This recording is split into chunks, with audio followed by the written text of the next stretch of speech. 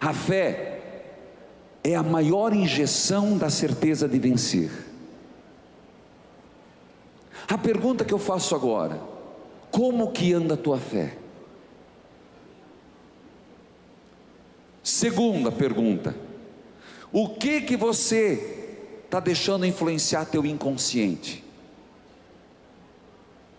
Quais são os pensamentos mais recorrentes? Alguém me disse esses dias que cachorro que late não dói, não morde.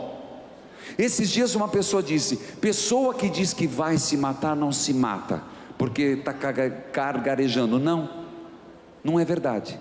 Esse é o equívoco. Primeiro, porque depende a forma que a pessoa fala. Se ela está se vitimizando, ela não se mata.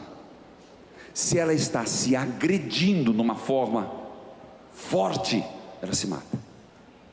Se ela está fazendo isso para chamar atenção, sempre é para chamar atenção, mas no sentido, olhe para mim, me ame mais, ela não faz. Agora, se realmente ela tem uma sensação de desprezo de si mesma, é muito complicado, é uma linha tênue aqui, mas dá para você perceber a diferença. Porém, ela pode não pegar uma corda e se enforcar. É porque isso todo mundo pensa. Mas cada vez que ela diz isso, ela está matando a sua realização. A pessoa, ela vai dizer, ela não tem coragem, até por graça de Deus, nem que seja por medo, que não é a melhor coisa, mas ajuda, ela não se mata. Mas ela não percebe que a forca não é a única forma de matar-se. Ela começa a secar por dentro. Ela vai virando zumbi. Zumbi é um misto entre morte e vida. Muitos de nós estamos assim. Não temos coragem de cortar os pulsos, mas a fixação em pensar em morte, ou o pensar recorrente em morte, leva à morte de fato. Não a morte tirada, a morte secada. Eu não sei qual é pior,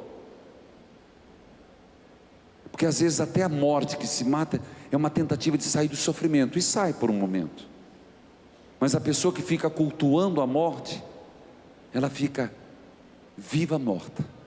Contraditório, né? É impressionante que voltando à perspectiva da fé, quem usa a fé é munida de mais fé. É igual água, é igual fonte, e tem que ser todo dia. Aquilo que eu contei da mulher que toca as vestes, que foi Mateus 9, 21, 22. Eu quero uma audiência particular com Jesus. Não teve, mas se eu tocar no manto, tá bom, eu serei curada. É interessante que o nosso inconsciente é mais ou menos como um gravador rígido. Pode crer. É um gravador sempre ligado. O consciente não, e a gente não suportaria. Gente, você imagina se você gravasse todas as cenas que você vê na televisão de morte. Esses dias teve um infeliz que me mandou dois vídeos que meu consciente gravou, e eu repudio cada vez que penso. Não é de besteira, putaria, não. É de sofrimento, que foi o sofrimento dos mártires sendo degolados. Não sei se vocês chegaram a ver. Não aquele que vocês viram agora recentemente. Meu Deus, não devia ter visto, mas teve um motivo para isso. Só que se nossa mente gravasse todos os desaforos que gravam, todas as coisas ruins que vemos, a gente daria um pane. Por isso a gente vê, mas imediatamente vai para o inconsciente.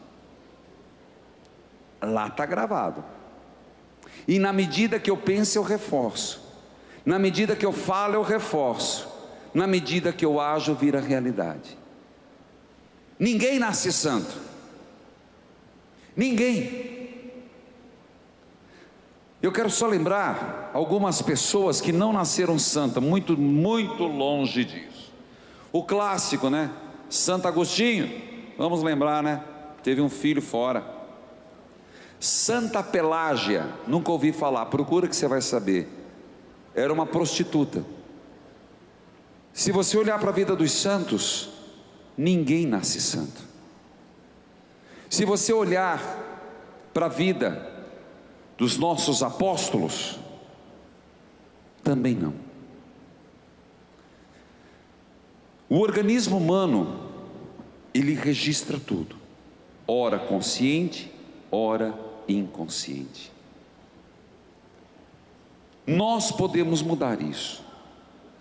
A fé requer persistência, e abrimos um outro caminho. Ter coragem de sair da zona de conforto. Com muita rapidez eu entro numa zona de conforto.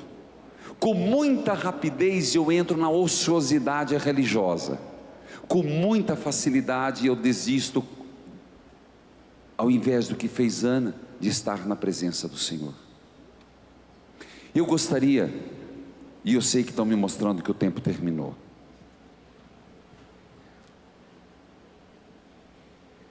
Escute bem. Existe um texto que nos fala como Deus espera em nós. Vamos primeiro falar sobre a vida. A persistência é um conselho de todo cristão. Resistir, persistir nas tribulações, se levantar, e o fim é exatamente a realização em Deus. O texto de Mateus diz: naquele tempo os 11 discípulos foram para Galileia, ao monte que Jesus lhe havia indicado. E nesse momento, o que acontece? Eles entendem que o Senhor está voltando, e Jesus disse: eu vou para o Pai, ide fazei discípulos meus todos os povos, a todos os que batizarem serão batizados. Você percebe que nosso Senhor veio como enviado do Pai, sozinho. Ele não quis. Ele convenceu quantos? 12. Ele tinha tanta certeza da missão, que ele conseguiu impregnar no coração dos 12 o desejo ardente do céu. De 12 foi para 72. Na ascensão, ele fez com que os apóstolos fossem multiplicadores da fé. Você vai falar, mas a fé é dom. Já expliquei isso antes, por favor. Em Jesus Cristo. Então, o que nós vivemos até hoje é ainda a fornalha de Jesus Cristo, igual o fogo olímpico da Grécia, que é passado de geração em geração. Jesus foi tão convincente. Ele, se você perguntar, ele tinha tanta certeza da sua missão. Olha que ele terminou na cruz, aparentemente derrotado, mas ele influenciou os 12.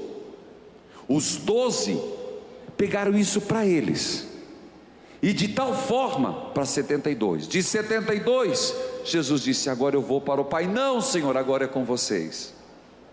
E esses 12, 11, depois Matias, estavam tão fortes no Espírito, que essa fé permanece até hoje.